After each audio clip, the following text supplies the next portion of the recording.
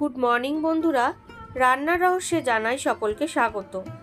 আর একই স্বাদের রেসিপি প্রতিদিন নয়, হাজারেরও বেশি নতুনত্ব স্বাদের রেসিপি নিয়ে চলে এসেছি রান্নার রহস্যে।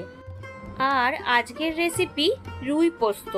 রুই মাছ তো আমরা অনেক রকমভাবেই খেয়ে থাকি, রেগুলার প্রত্যেকের বাড়িতেই ম্যাক্সিমাম বাড়িতেই রুই মাছ হয়।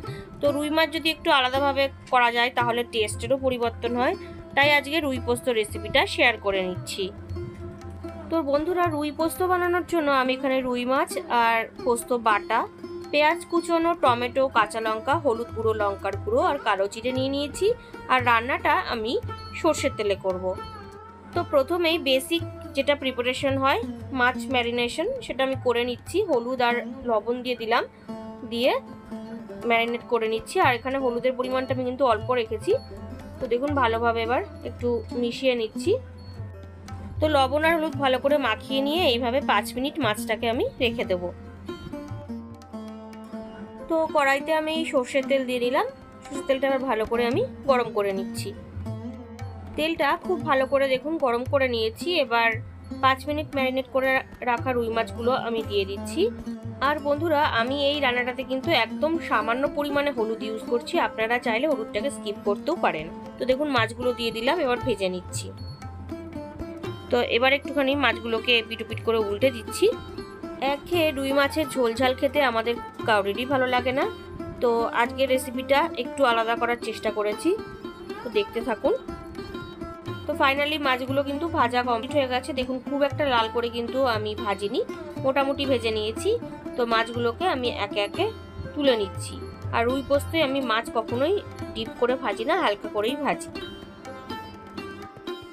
এইবার মাছ ভাজার তেলেতে আমি 1/2 টিস্পুন কালো জিরে দিয়ে দিলাম। আর একটা মিডিয়াম সাইজের পেঁয়াজ আমি স্লাইস করে নিয়েছি, সেই পেঁয়াজের স্লাইসটাও দিয়ে দিলাম।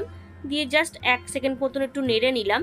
নেড়ে নিয়ে এর মধ্যে আমি 2টো মিডিয়াম সাইজের টমেটো আর কয়েকটা চেরা কাঁচা লঙ্কা দিয়ে দিয়েছি। দিয়ে এবার সমস্ত কিছু একটুখানি রং ধরা না পর্যন্ত ফ্রাই করে নেব।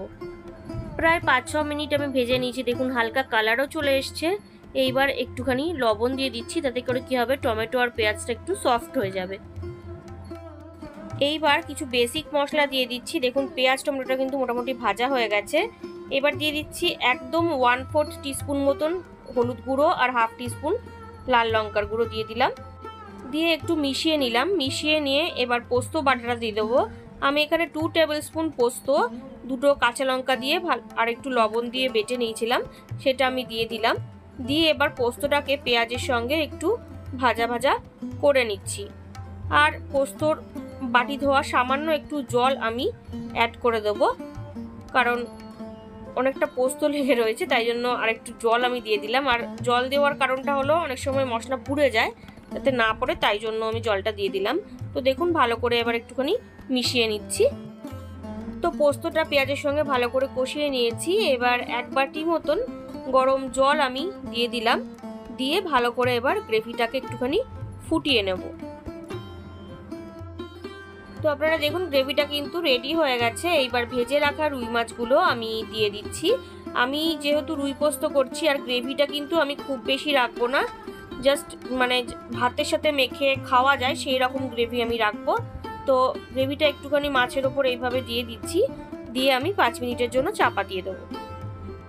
তো বন্ধুরা, ফাইনালি 5 মিনিট হয়ে গেছে। এবার আমি চেক করে নিচ্ছি। আপনারা দেখুন, রুই পোস্ত কিন্তু আমার অলমোস্ট ডান। আমি জাস্ট একটুখানি এপিট ওপিট করে দিচ্ছি। আর এরকম রুই পোস্ত কিন্তু গরম গরম ভাতের সাথে জাস্ট অসাধারণ লাগে।